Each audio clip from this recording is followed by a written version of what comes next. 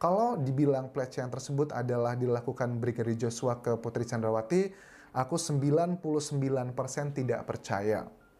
Tetapi kalau kebalikannya, Putri Chandrawati yang melakukan pelecehan ke Brigadir Joshua, 99% aku percaya kalau aku harus memilih percaya dengan dugaan kuat dari ke lembaga tersebut. Karena pada saat dibilang diduga sangat kuat, itu artinya sudah 95%.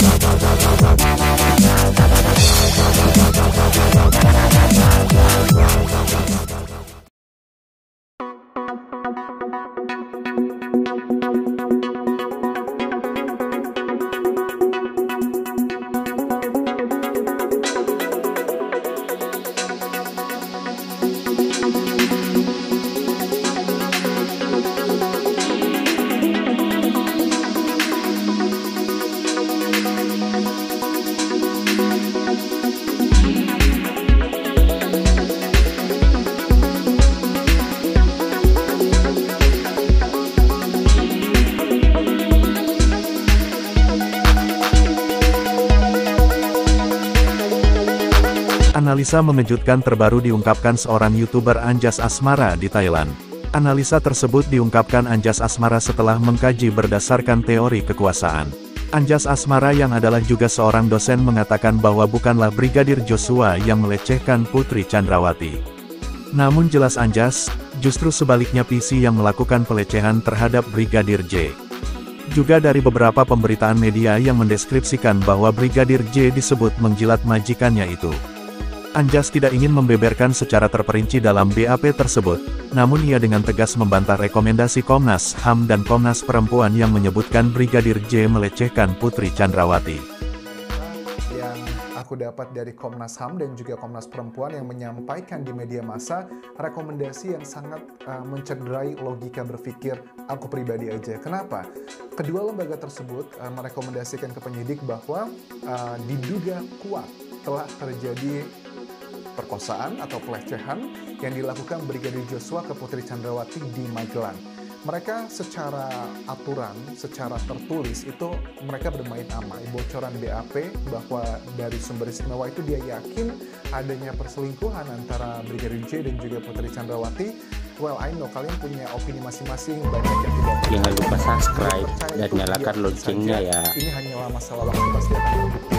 Tetapi yang kedua juga adalah mengenai yang sudah dinyatakan secara resmi dari Komnas HAM dan juga Komnas Perempuan bahwa terjadi pelecehan.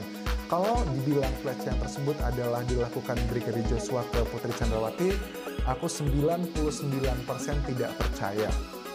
Tetapi kalau kebalikannya, Putri Chandrawati yang melakukan pelecehan ke Brigadir Joshua, 99% aku percaya kalau aku harus memilih percaya dengan dugaan kuat dari lembaga tersebut. Karena pada saat dibilang diduga sangat kuat, itu artinya sudah 95% yes gitu, karena bukan authority-nya aja, jadi masih dalam kategori dugaan kuat aja. Jadi menurut aku sih, kalau seandainya ada teori yang mengatakan relasi kuasa itu artinya orang yang lebih kuat biasanya akan melecehkan orang yang lebih lemah, itu adalah konteksnya. Tetapi aku melihat dari kedua lembaga tersebut, kuatnya ini berhubungan dengan faktor budaya di Indonesia. Maksudnya gimana Anjas ya, di Indonesia kan kesannya bahwa yang namanya pelecehan itu dilakukan biasanya adalah seorang pria ke seorang perempuan, padahal tidak seperti itu. Kalau kita lihat cek kasus-kasus di luar negeri ya, di negara-negara barat, tren perempuan yang melakukan pelecehan ke laki-laki itu juga semakin naik. Nah, kalau aku kembalikan ke kasus dari Brigadir Joshua ini, dibandingkan aku harus percaya dengan rekomendasi dari kedua lembaga tersebut, aku lebih cenderung percaya jika yang melakukan pelecehan tersebut adalah Putri Chandrawati ke Brigadir Joshua. Menurut Anjas Asmara dari posisi dan kedudukan maka sangatlah mungkin Brigadir J adalah korban pelecehan Putri Chandrawati.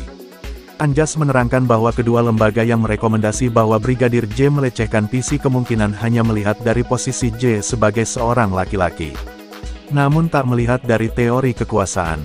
Pasalnya, PC memiliki kekuasaan melakukan hal itu terhadap Brigadir J. Dari pengakuan Putri Chandrawati usai pernyataan pemerkosaan yang dilakukan Brigadir J, Dia menyebut bahwa Brigadir J telah menjilati tangannya dan memegang area sensitif. Itu kok gak masuk akal sama sekali karena di rumah Magelang itu ada Kuat Ma'ruf, ada Susi, ada Bribka RR, ada juga Baradae, dan kalau dia melakukan itu, sudah pasti akan ketahuan, hanya masalah waktu saja, tutupnya.